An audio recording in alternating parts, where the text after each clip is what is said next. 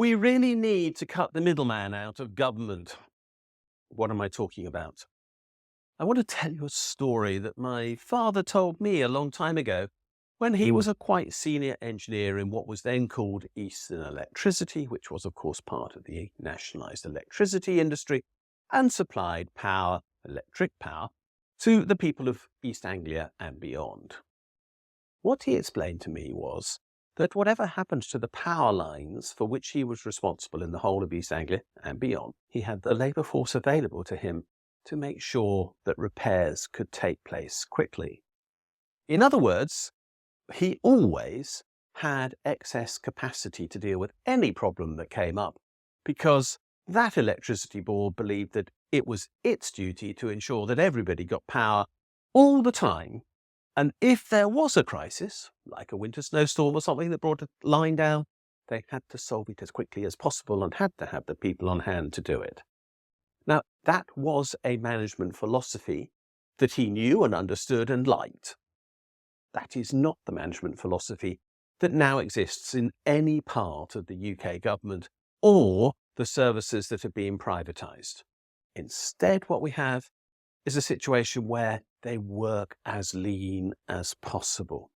And let's use that same example, although I admit that I am talking about hypotheticals here because I need to, because the companies in question all vary in their practices.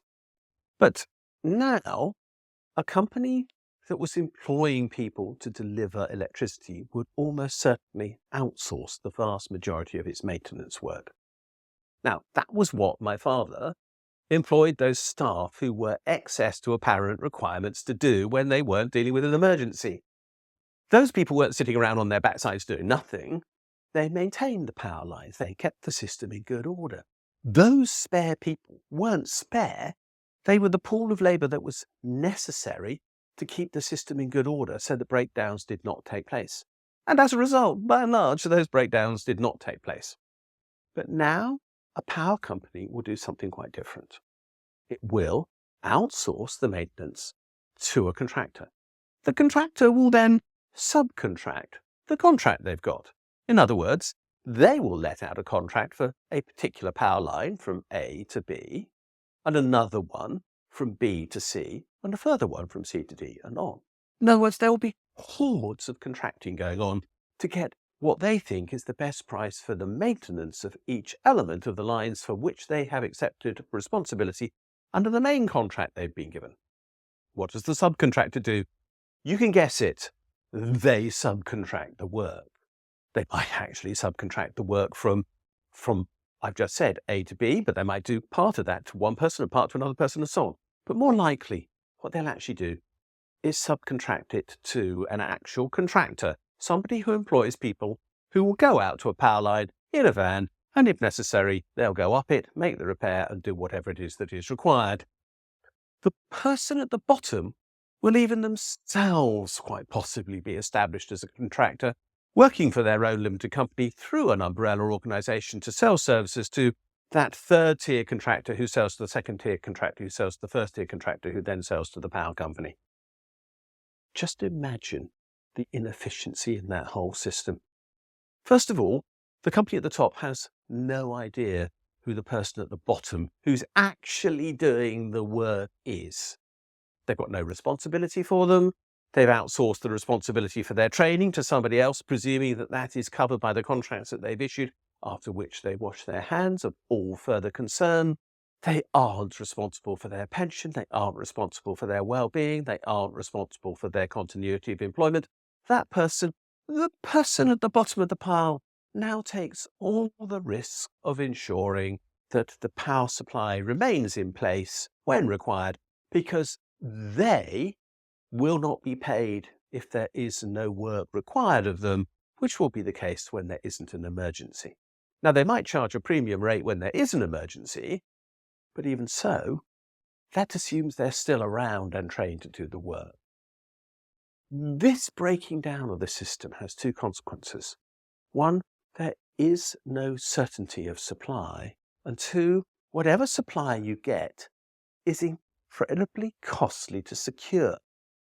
Because at each tier of that whole contracting arrangement, the contractual arrangements have to be put in place, and that's great news for a lawyer somewhere, and vast amounts of accounting has to be undertaken, which is great news for my old profession of accountancy, and somewhere along the line, everybody wants to take off a little bit of profit to make it all worthwhile, none of which actually needs to be paid, because we could go back to what we might call the old days when my father was alive and running the same system, which was he employed the people directly. He knew who they were, he knew where they were, he knew what they could do, he knew he was responsible for them, he knew he had to train them, and so on. Which of those two systems was really more efficient? My argument is quite straightforward. It was actually the old one, because that way the productivity of those people could be guaranteed. The system could be kept in best order by people who knew what they were doing and who were trained to do the job. And at the same time, every single emergency could be managed. The consequence was the customer got best value for money. Now, the profiteer gets best value for money. The lawyer gets best value for money. The accountant gets best value for money. The person who runs the umbrella company that finally employs the people who actually go out and do the real work that we require takes their own slug and gets best value for money. And where is the employee at the whole bottom of this, now a contractor? Well, they're taking all the risk. They, and of course you, are taking all the risk, because you take the risk because you can't be sure that your power supply company will deliver you with energy. Now, what does this all mean? What it means is this, in my opinion, that if we want an answer to the productivity problem in the UK, what we have to do is eliminate all these tiers of contracting.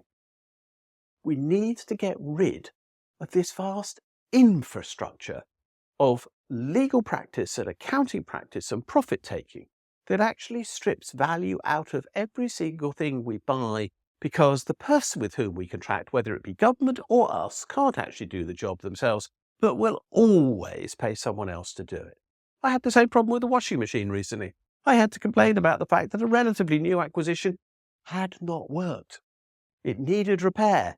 And the company in question said, well, we don't repair them, even though it was under guarantee. That's all been put out to contract. And I had to deal with a contractor who, guess what, subcontracted it to somebody locally. Now, the person did a great job repairing the washing machine in question. It now works. But there were 3 tiers of contracting even between me as a consumer and that person who came to repair it.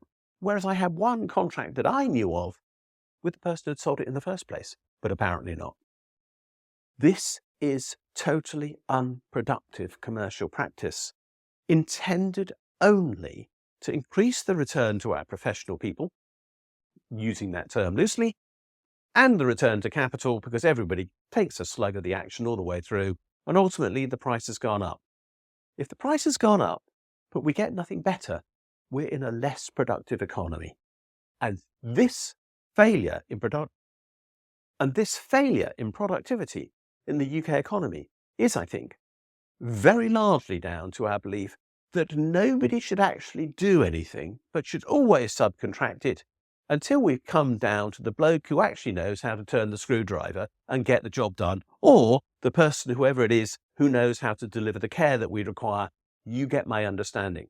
The people with the real artisan skills that are necessary to make large quantities of life function in the UK are being exploited by this system, and so are you if you want to buy their services, but have to go through hurdle and hoop and whatever other barrier it might be that's been put in your way to get what you need at a higher price than is necessary. We don't need to do this. We could actually go back to a system where people were plain straightforward and employed the staff that they required to do the jobs that they needed to be done. But that wouldn't give everybody the profit they want, would it? So that would be a terrible thing, except we'd all be better off. Thanks for watching this video. If you like what you've seen, please subscribe to this channel and push that bell button that tells you when we posted something new. You can also find me on Twitter at Richard J. Murphy. And more importantly, you can follow my blog, the Funding the Future blog. And if you do, you'll get daily updates on what is happening in our economy and in the politics that surround it.